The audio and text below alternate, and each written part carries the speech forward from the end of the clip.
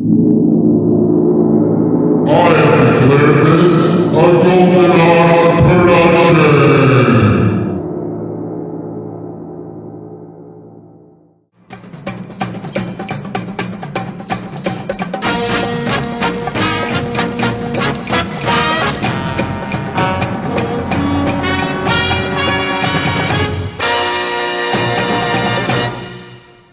Welcome to Network Special Episode 21. Today is a doozy.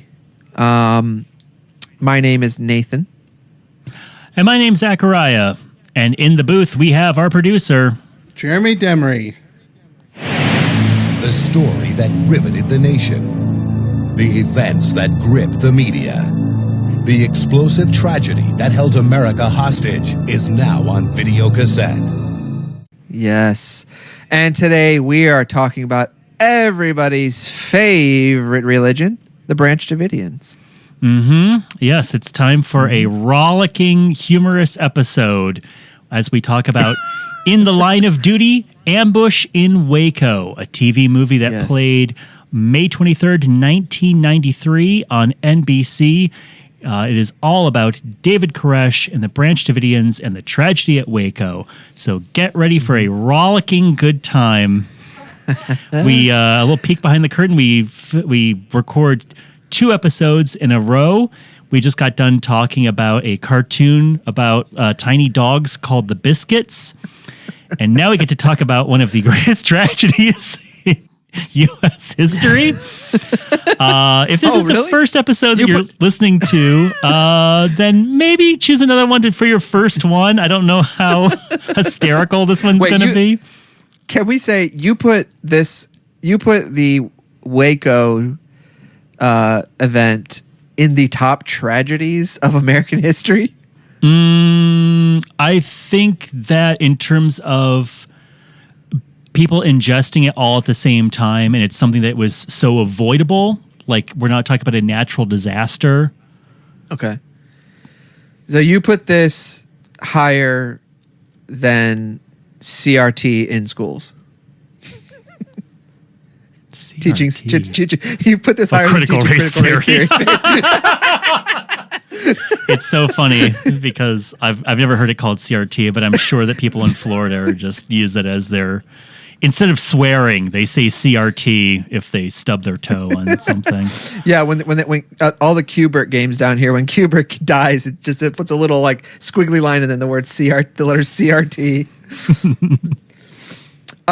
Yeah, no, I get it. I understand why this. I guess I still don't fully grasp the Waco story in terms of how it all went down and. Was the government in the right? You know what I mean? Like, well, that's part of the. I still haven't. Reason why this is such a compelling story. It's a compelling story now. I don't know that this TV movie makes the most compelling case, but I think it is a interesting story to always look back on. It's interesting that you said, "Oh, you think that this was a bigger deal than that," because I remember this special being announced very, very clearly, because this was when NBC was in a giant ratings slump, and they decided that they were going to make 3 made-for-TV movies about the 3 most recent calamities on the news. It was going to be all aired in the same week. Oh, and this is like In the Line of Duty is the series, right? I believe it may have been, because there was one special about Hurricane Andrew. Mm-hmm. There was one special about the World Trade Center bombing. Okay. And there was the last special was this one about Waco. And they were made very soon after the things occurred. In fact, this special was written and being filmed before the Branch Davidian compound burned down. This was during the standoff? Yes. This was filmed mid-standoff because the standoff was 51 days. So wait a second. So when they were filming, did they know that they were going to eventually film the burning of the place? They don't film the burning of the place. They have at the very end, they show the news that's footage right. of it burning down. Where does it end? Where does it end? Let's say, let's in case you are not super familiar with this, let's just kind of say in broad strokes what America had seen on their TVs at this point. Okay. Generally, the story that people got was in Waco, Texas, there was a cult leader named David Koresh who was leading a splinter group of Seventh-day Adventist Christians who called themselves the Branch Davidians.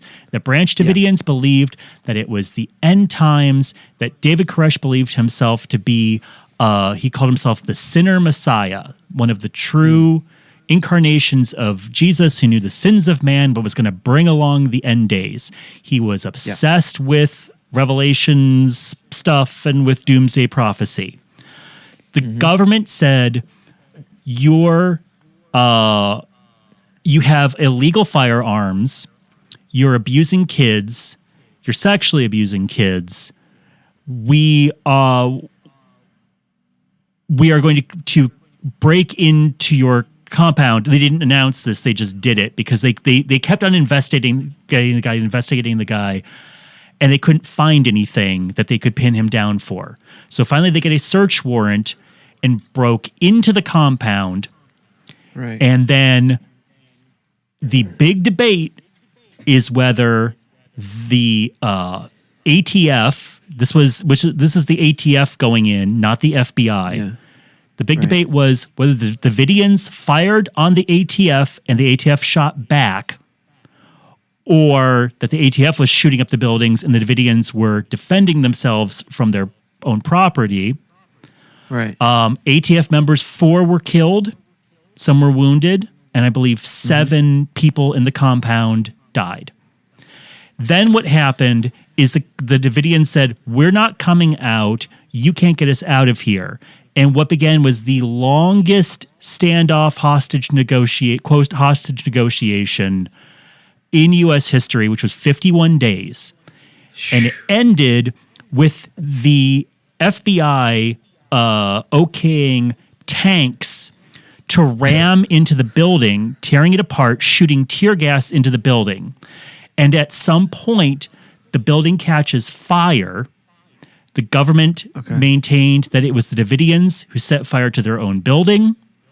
Right. Other people say it was a combination of the tanks smashing into something and all the gas being put in there, that it ignited the place. Almost everyone who remained in the compound died in the fire. A couple people got out. Yeah. A lot of people died. A lot of children died. It was very, very tragic. And then this long process started where people were trying to figure out, did the government have a leg to stand on in terms of what they did? There was a lot of spinning in terms of things. It's Texas, so it's the most "don't tread on me" style state. So a lot of people were coming up and saying it was their right, it was their property. But because of how Texas kind of is, they were sort of getting blown off a little bit or a lot in the media. But when this came out, when this was being scripted and filmed, we were in the middle of the standoff. So they didn't know how this whole thing was going to end. NBC just wanted this movie out while it was still current. And so it was really controversial when it came out because people were saying, is this just profiteering? We really don't have this investigated, and you're telling the story as though this is all wrapped up. So it's a fascinating piece of television in the fact that they were just like kind of predicting or connecting dots as best they could. Right. It's very pro-cop. No kidding. I mean, the way that this got, I'm assuming, greenlit, and the way that they were kind of sidestepping the fact that this was a ratings grab based on what wound up being a tragedy, is that they spun this. I mean, the line of the title of this special is In the Line of Duty, Ambush in Waco, meaning this is a tribute to the fallen soldiers of the ATF and to the people in law enforcement. That way they can say, well, this is meant to honor their memory, as opposed to this is a cash grab based on this wacky story that everybody's watching unfold right now. So one thing that's this is not interesting, but like it seems like online it is either said as In the Line of Duty, Ambush in Waco, or Ambush in Waco, In the Line of Duty. I see it written both ways. So I'm trying to figure out, I feel like when I initially read like what you said about there being 3 movies, I felt like this was a story, but maybe In the Line of Duty isn't the name of a series of movies. Maybe I'm thinking of something else, but maybe. I mean, it's on the poster I'm looking at. It's In the Line of Duty, Ambush in Waco. Same here, yeah. Can we say Tim Daly as David Koresh is great? He's good. He's very good. He looks like he's he not looks going to, like him for sure. Yeah, I mean, he's a hunkier version of him. But yeah, Tim Daly from Wings plays David Koresh, and he's good. I mean, he's not in Tooth Gnasher mode. I don't know how many like levels they're asking him to play at. He's usually just played like intense preaching or intensely trying to convert people. But it does help that he has enough charisma that he can show him as a person who people might be attracted to. You're right. As opposed to just like a villain, Svengali, like kind of like, screaming at people all the time. I mean, in the show, like in this movie, they don't make it like, I don't get the sense that the women were enamored with him in terms of, at least the show makes it feel like they were like some of the people were like, it makes my stomach hurt to think that I would have to sleep with him. Sure. So do you think that is something the screenwriter put in there as a way to make him more of a villain, or did the women in the real cult really were they like enamored with him and would have done that and weren't sick to their stomach about it? So you're talking about the fact that Koresh kind of just took a bunch of people as women as his wife, as happens a lot in cults, where suddenly the leader gets a great idea, which is every woman should sleep with me, including it's always like young children. Yeah, he never opens with that. Yeah, cult leaders never open with, "Oh, by the way, everyone's my wife now." Like it's always like 10 years in. And we've built a commune on the moon. There's no return. Oh, and by the way, you are now all my wives, including your daughters. Right. And you're like, oh, wait, I can't get back home. I can't leave now. I think that... So I know a big reason why he said he wanted to have 24 children by women that he chose, because those children that he had were going to be the ruling elders of the new world. That's what his goal was. Were all the women into it? I mean, they're all individuals. I'm sure some of them were just going along with it and they thought he was great. He's this guy who, he's good looking enough. I mean, he's charismatic enough to lead people. He played guitar. He could get people who were just, I mean, cult leaders are great at finding people who are just lost and aimless and looking for something to follow. And I'm sure there's a guy some of them, in the show that is a perfect example of that. Like, the one guy who really is there he joined the cult to sleep with this girl. Yeah, so there's a know character what I'm who's talking supposed to be about? like the everyman who like apparently goes from knowing nothing about Christianity, including what the word saved means, Yeah. and decides to move into this compound. I think that something that nobody understands completely, or it never seems to come across so many times, and I don't care what religion you're talking about, but people who get involved with this kind of thing really think they're doing the right thing, and they really want to please God or go along with the group. Because, I mean, I've been in groups. I'm not going to get too deep into it. I was not in a doomsday cult, but I was in a group for a year in Texas, an hour away from Waco, and it was all Christians, and it was all like teens for the most part living together. And, you know, there wasn't like leaders abusing us or anything like that, but it was super weird. And there were people who left or they wanted to leave. And if you talked about that, everyone would treat you as though you were abandoning the will of God and you were being weak and you were just, you know, listening to yourself and you weren't listening to the Holy Spirit. And even though I would say none of the people who I was with were malicious or actively abusing, it's amazing when you're in that kind of environment where everybody else is saying something different. I don't care how strong your willpower is or how much you feel like you have individual opinions. It's extremely hard to go against all of your friends when you're removed from the rest of society, including like television or radios, which they didn't have that in the compound. You know, they're not getting news. All of their information is coming from their leader. So were women psyched to do that? I'm sure some were, but I think that it's just kind of like maybe it was a sacrifice for God. I feel like the movie tries a lot harder to find bad stuff about him. Although, no, there's plenty of bad stuff about him. What I mean is, I think the movie is trying really hard to understand why people joined it.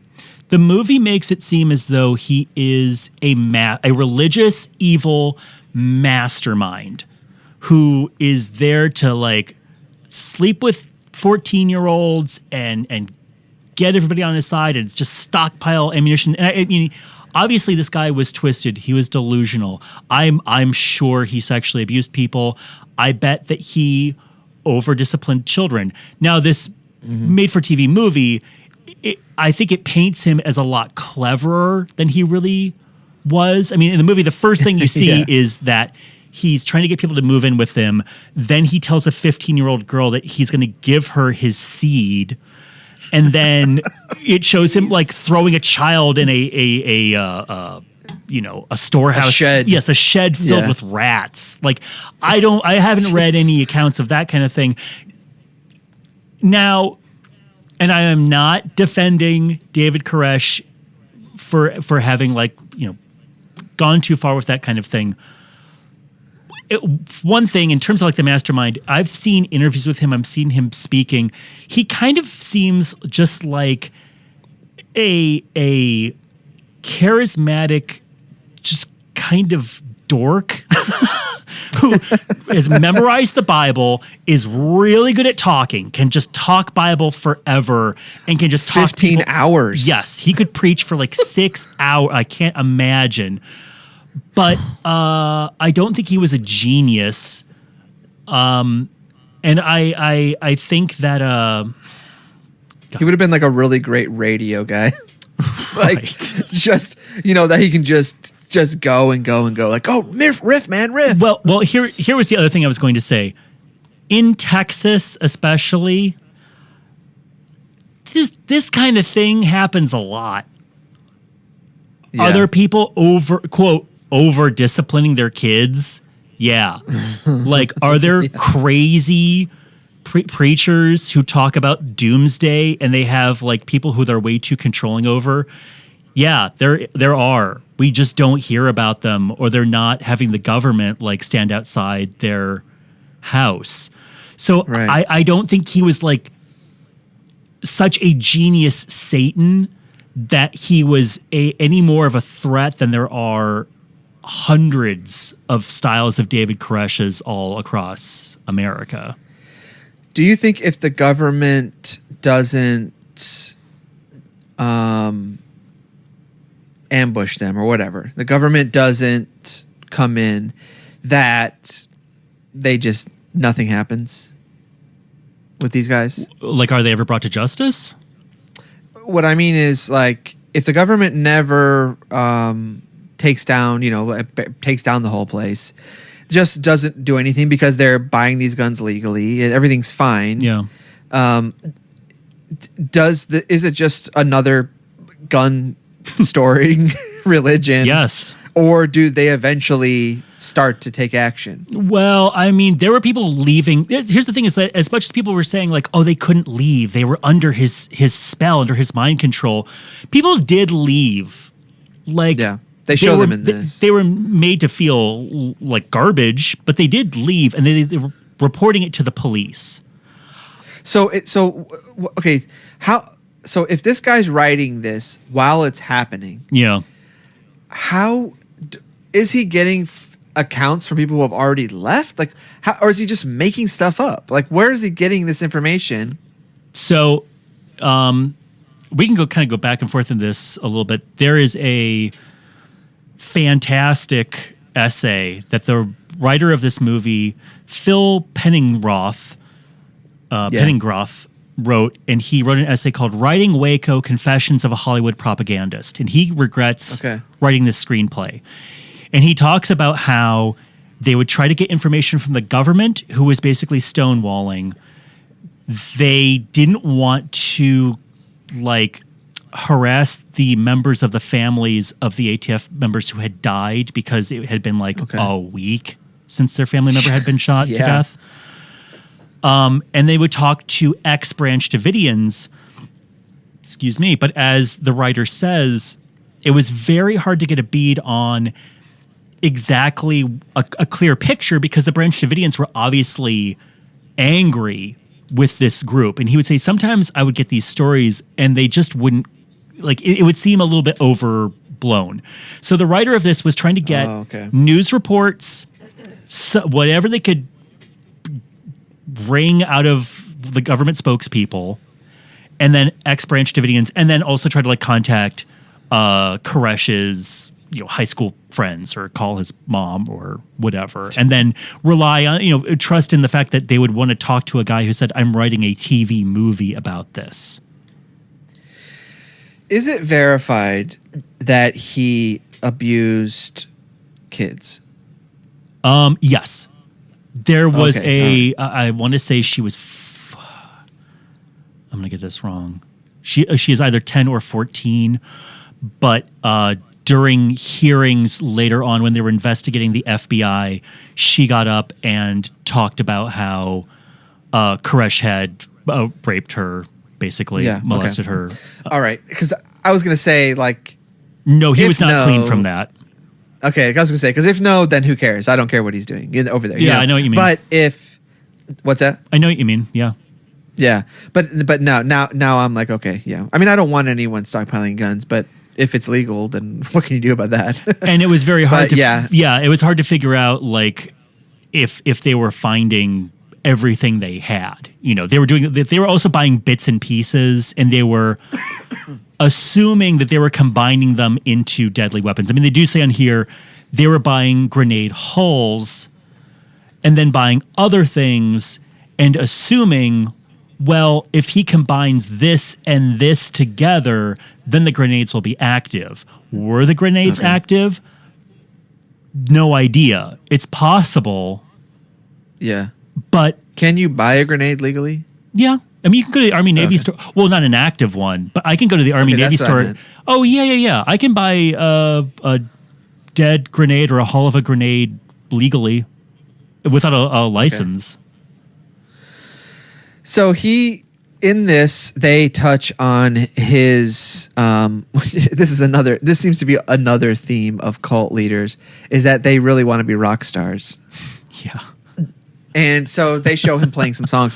Are the songs in this real songs from him? Tragically, they are not real songs written by David Koresh. But the guy who wrote it, which is the same guy who wrote the theme to the X-Files, as well as a bazillion other things, he nails late 80s Christian rock. Yeah. Right? These songs all sound like they could be singles on some Christian bookstore shelves. Yeah. And you sent me some of his real songs, and maybe I'd join him. I'm just kidding. He was no Charlie Manson, but he was okay. Yeah. Yeah, it's pretty basic stuff. It doesn't have that. That's what I mean when I say, like, you watch interviews with him and you're like, oh, this guy is insufferable and he's an egomaniac and he is probably like a crazy disciplinarian when he gets in the mood.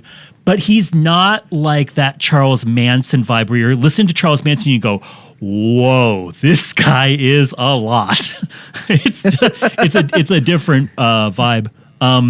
One thing about this movie right off the bat that I noticed is this is a very wig-intensive movie. Everyone in the Branch Davidians apparently was issued a wig that looks like it's out of an improv team's sweaty box. Everyone's got like... because it's like someone accidentally cut too much off the front of the wig, but they still have to wear it. Yeah. So they're trying to like kind of move it around at the top of their head. Yeah, I mean, to get into the special, it's kind of funny. It's kind of funny. It's kind of funny that this is being sold on the idea that we're honoring these guys who were in the ATF unit, because the movie will take you back and forth from being with Koresh in we kind of swoop in probably a month or two before the ambush on Waco, and it ends directly after the ATF raid. So in the movie, we're going back and forth between Koresh and the compound, and then the members of the ATF team, which are led by the dad from the Wonder Years. Yeah. And you have the kind of problem that's almost like in a Batman movie sometimes, where the villain is so much more interesting than the hero problem, because you have Koresh and it's this crazy stuff happening. It's this cult, and he's this, very, compelling figure in this evil way. Yeah. And then you go to the law enforcement sequences and it's a snooze, because it's just, I mean, apparently when you join the ATF, Nathan, it's pretty chill. You have like, everyone's just cracking jokes on each other, playing pranks. Jokes, making gumbo, drawing caricatures with little kids, it's celebrating 100 raids. Yeah.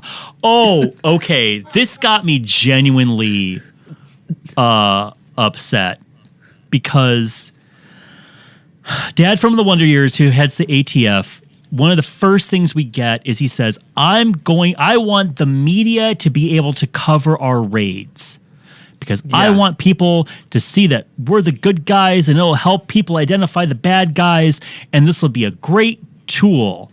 And they show how well it works, and oh goodness, isn't this wonderful?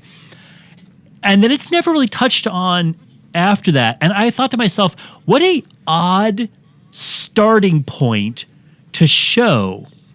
And then after the fact, when I'm doing research on this, I found out that a way that they kind of figured that the Davidians knew that the raid was coming on the day, and they realized, and the reason why they were ready with weapons is because the media and all these camera crews were alerted to the raid. So they showed up to film outside the compound. So, of course, if you're in this compound of incredibly neurotic, doomsday preppers, and they see the media lining up around the perimeter of their home. What do you think they're going to do? Right. They make it so it seems like it's the media's fault when they're the ones who invited the media in the first place. Or it gives them a justification. I took it as a justification of this is why we had the media there. This was a regular thing. And it was, yes, and it is good that the media is there to capture these moments. I got you. Did you notice James Marston was one of the ATF guys? It was his first role, I guess. At a glance, I recognized that it was him. I thought, oh, it looked like James Marsden. I thought, but I was like, well, that's not him. And then when I was scrolling through the Plex actor list, I was like, oh, James, it was him. Yeah, before he became best friends with Sonic the Hedgehog.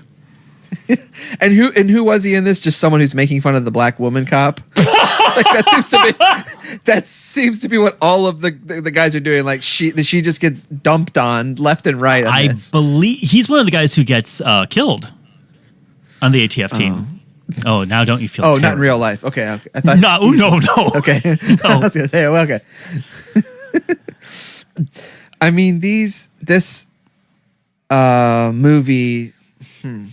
What about the guys who, the two cops who infiltrate the? Oh yeah, religion? those two cops who are supposed to be grad students and they're 45, and then they go into the Davidian. What about them? Is that true? Is that true? It's true.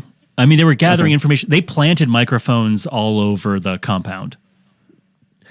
Okay. Yeah. I mean, there's kind of like the story in the Davidian side of the movie is that Koresh is, taking more and more control over the women's lives. They show him, screaming at children. And then he says they are not allowed to sleep with their own husbands because they will be considered fornicators because he is now their husband. Yeah. I mean, he very well may have said that at some point. I don't know. I haven't found that in anything. I mean, there's a million arbitrary rules, like you couldn't eat anything that had milk in it. And there was even stuff like you could eat an apple and a banana together, but you couldn't eat a banana and an orange together. Like super specifics. Women's shirts had to like cover their rears. You couldn't wear makeup. All the kind of just like increasingly petty, crazy stuff that cult leaders slowly start demanding. But in this story, we see the man who joined, who was rudderless and didn't know anything about Christianity, and now he is a hardcore, zealot for Koresh who believes in the way. And then there is another couple who is in Koresh's band who feels unsure about the direction the Branch Davidians are going on. They leave and start trying to warn law enforcement that Koresh is dangerous and abusing people. Now, that guy who plays that character, he's a famous actor now too. Are you about Neil McDonough, who plays the zealot guy? Yes. I would also go on. Oh, he's on so many shows, and they're all shows that are incredibly popular, and I've never seen an episode of. Like, he's in Band of Brothers, Suits, Justified, Desperate Housewives. Yeah. Yeah. Jerry Ryan is in this, and she plays the mother of one of his children, the boy that gets put into the rat house. The rat house, From Star Trek. Who else is in? Yeah, and she's in Star Trek. Anyone else on besides Marsden? So William O'Leary, who is the guy who leaves with his wife, somebody else told me very excitedly that he plays Tim Taylor's brother on Home Improvement. Hold on. They were really excited about that fact? They were really excited about it. Who was this? My friend Michelle is very excited about it. Spill the beans. My friend Michelle. What a revelation, huh? Yeah, friend of the show. Oh, and Deborah Jo Rupp, who is in that 70s show. Yes, and also Richard McGonigal, who I recognize from I don't know. very famous. Oh, okay. Okay, I believe you. Very. No, it looks like he did some he was also in Star Trek. Oh, okay. Well, he has 188 credits as an actor, so I'm sure Let's he go was in through them something. one by else. one. Okay, listener, get comfortable. He's also plays the voice of Sully on the Uncharted video game series. Oh, okay. Yeah. And then of course the dad of Wonder Years, of course, like we already mentioned him.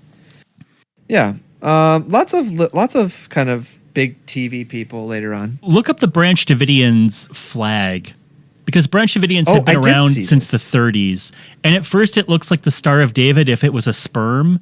Yes, that's what I thought too. I was like, is that a sperm? And no, it's just a happy eel bursting through a star. Right. It's a snake, right? That's a snake, right? Oh yeah. Depicting a Star of David pierced by a serpent upon a blue and white field. Yeah. This image was made from a sketch drawn from news footage of the siege. That was shown during City in Fear. Okay. So at the end of the day, the main crime is that he's raping these people. Are you talking about in real life? Yeah, in real life. And but other than that, this is just another regular old church in Texas. That's what you're saying. I mean, as far as we know, so I guess we should say the way the movie kind of progresses is, boy, oh boy. I mean, it just drags out, like seeing a day in the life of the compound, and then the cops talking about should we do anything, and then the last 10 minutes is the raid on the compound. Yeah. And knowing what we know now, this is all in hindsight, and this is all stuff that the guy who wrote the movie talks about. So, and there's also a documentary, a non-conspiracy theory, actually verified by trial documentary that talks about this stuff. Okay. When ATF goes up to the compound and it bursts in with the battering ram, David Koresh comes out of the house. He has a automatic assault rifle over his shoulder. He goes back in the house and he tells everyone they're coming. Cut to every single person in the compound, like pistol packing grannies, just Dick Tracy style, laying out bullets out of the walls of the house at the ATF. And for those of you who know Zachariah, any chance he can get to reference Dick Tracy, he will. I could have pictured flat top, little face, shoulders, all side by side, firing on the ATF. In reality, this is one of the most controversial things because that's what they said happened. The Davidians said Koresh looked outside, he was unarmed, and he ran back in when he saw what was going to happen. There was videotape taken of the rush on the compound. The videotape for all of the ATF going into the compound and the report are all mysteriously gone. So there is zero way to prove anything on either side. Of course. And everything else somehow survived, except for this incredibly important piece of information from two different sources. So that got me really upset when I saw that they put the gun over his shoulder in this, because it's all conjecture. And the show ends with a ceasefire while ATF gather their dead and they're injured, and they drive away to take care of them. And then the last minute of the movie is them showing footage of the compound burning down and saying how many people's lives were lost. And so that Okay, so I must have been kind of dozing off at the end here. That was actual footage. That's actual footage. Yes. Yeah, at the end there, yeah. Yeah. And Because you they can see like a very quick clip. It's like a split second of 4 or 5 members being cuffed right in orange jumpsuits. Yes. And the big thing that comes out is that if the reason I called it such a tragedy is it's been stated multiple times. If David Koresh was the problem, and I would agree that he was, there were so many chances they could have arrested him. He went outside the compound to jog. Like, he was out in the community. They could have grabbed him. Instead, they wound up killing all these people who were just kind of, for the most part, dopey sheep. Don't they try to explain this away in the movie? Because at one point they say something like, he's always down at this or that. We could go get him there. Like, someone says something like that in the movie, but then they say something like, oh, well, if we do that, we can't, there's something like I feel like they tried to make it out like, no, we need. They said we can't do it because he knows now, so he isn't out and about as much anymore. Yeah, but that's what they say. That's what they say, and they also hammer home on the fact that people keep, they show a million montages of people shooting and constructing giant weapons and talking about how they would die for Koresh. And did that happen? I don't know. It might have. It's probably a case-by-case scenario where all those people need to be tried individually, as opposed to everyone who they took from the compound got thrown in prison for murder. Yeah. Well, if a cop is killed, all the rules go out the window. Absolutely. I mean, there's footage of people who are trying to get news footage after all this, and ATF is just screaming at them and trying to take their cameras from them. Then the FBI got involved, and then they called Delta Force, which is like a step up from the Marines, to get involved, which they denied, and then it turned out it was true. They were firing on them with machine guns from Delta helicopters, which they denied, and then they found a videotape of it, so they had to admit to it. There's just so much that was done badly, and I realized it was a situation that had never happened before in that scale. I like to hope everyone was doing their best, but I think ego gets in the way, especially when you're talking about different government agencies that famously hate working with each other and are very competitive with each other. Oh my gosh. So it's a mess. It's a mess. David Koresh, horrible person. Branch Davidians, bad idea. Boo, don't do it. But at the same time, I think this was a huge misstep, and I want to... So the guy who wrote this, it's a longer article. I highly encourage everybody to read it. It's pretty amazing. You can find a link to it from the Wikipedia page, right? Yes. It is on killingthebuddha.com at the bottom of the page. So he went back. He wanted to write, he tried to pitch a movie where he wanted to write a new script that he felt would be a more a fair depiction, or he wanted to show things that we now knew. No movie studio was interested, so he said, okay, I'm going to write a play. So he started doing research, and he went down to Waco, and he started trying to meet with people who were involved with Branch Davidian or were adjunct to Branch Davidian. And a bunch of people agreed. Like they seemed uneasy about it, but they finally agreed to it. And this is a paragraph whenever he meets one of the women who were in the Branch Davidian who got out before the final tank raid. After telling them who I was and why I was there, that's what I asked for, meaning permission to do the play. Graciously, they gave it, but gracious didn't mean easy. One Hispanic woman at the end of the table spoke up. Her family had seen ambush in Waco, and taking it as truth, blamed her for introducing several relatives to Koresh's cult, an involvement that led to their deaths in the fire. Ever since the movie aired, her family had shunned her. I do forgive you, she told me, but I want you to know that your movie destroyed my life. Oh my gosh. Which is a lot.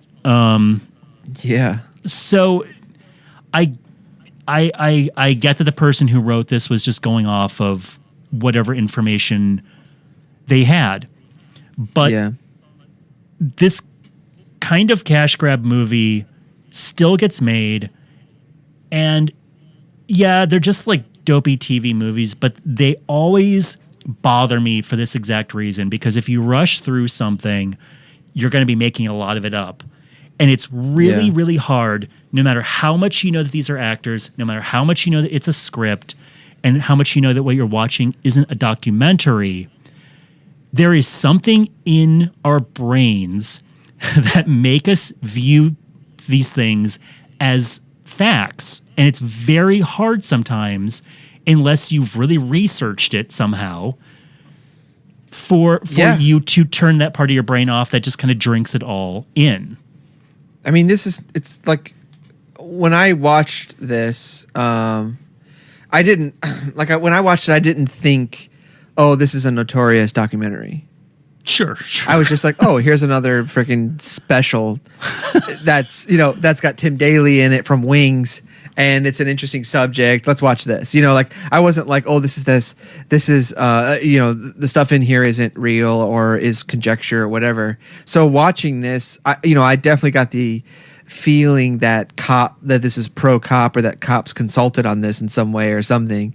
But I did not think in my head, Koresh never would have done that, or whatever, how would they know he did that, or whatever, right. It just seemed like, oh, here's the information they must have got from former members.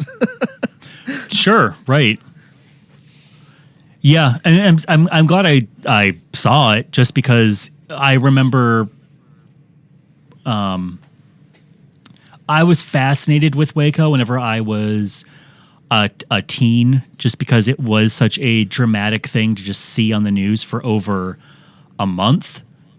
And the players in it seemed so clean. You had this psycho locked up and this giant inferno of an ending, like a movie.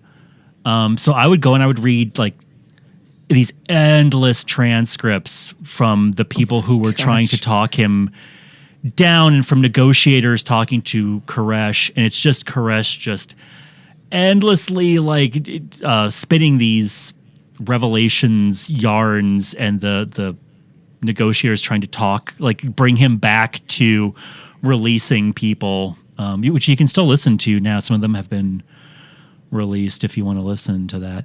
Honestly, just what? Oh, I was just going to say, how often have you said something to a very spiritual person, and then they have responded with a quote from the Bible, a scripture from the Bible, and it actually made sense to you why they quoted it? It's a small percentage. It's a really small percentage. A little bit behind the scenes. I still am a Christian, so it's not like I'm just saying, right. Every time that he would... And I'm going to be seeing David Koresh someday. Yeah. Every time that he would quote a scripture to someone, it was always some esoteric, like they'd be like, why don't you stop doing this thing? And he'd be like, the snake bites the head of the underground. And he would I would be like, I don't understand what he's trying to pull here or whatever. Yeah, but if you do it fast enough, all the time. Yeah, if you do it fast enough and if you sound confident enough, people go, oh, I guess if you do give a snake 2 loaves of bread, he will call you a mule or whatever. Yeah.